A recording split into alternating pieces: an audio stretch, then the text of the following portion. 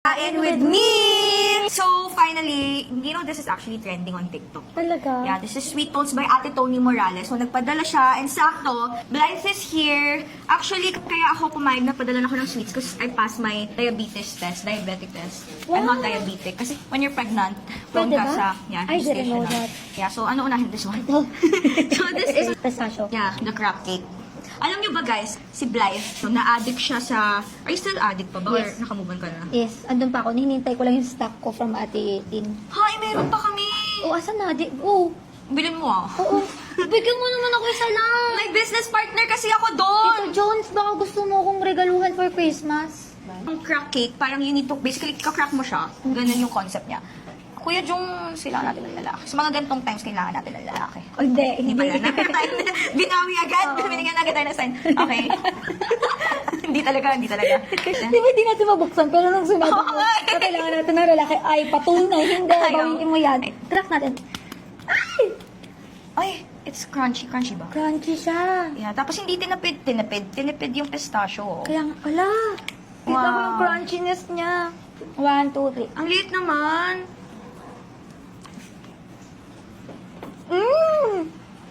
I like it, hindi tinipid. This is actually good. Sarap. Sarap siya. I think the pistachio part balances out the chocolate part. Because it's not that sweet eh. The chocolate part is not that sweet. Sanay kasi ako sa mga sweet na chocolate. Wow. Mag-review. Guys, wala akong comment dito. Nandito lang kasi ako para tumikim. Ang crunchy niya.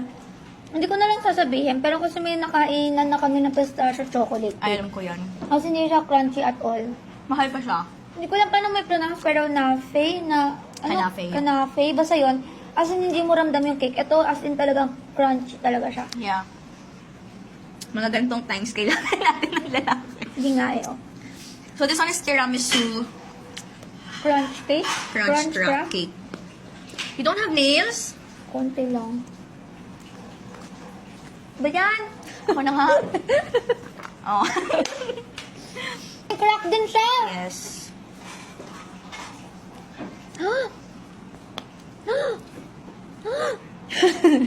Okay.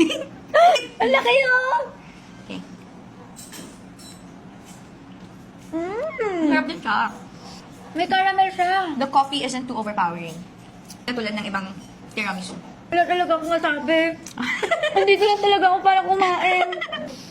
Ang masasabi ko, hindi lahat ng tiramisu may caramel or lasang-lasa yung caramel. Ito, Actually nga, no? nilalasa may caramel. Yeah. Okay, fair. May ambag ako.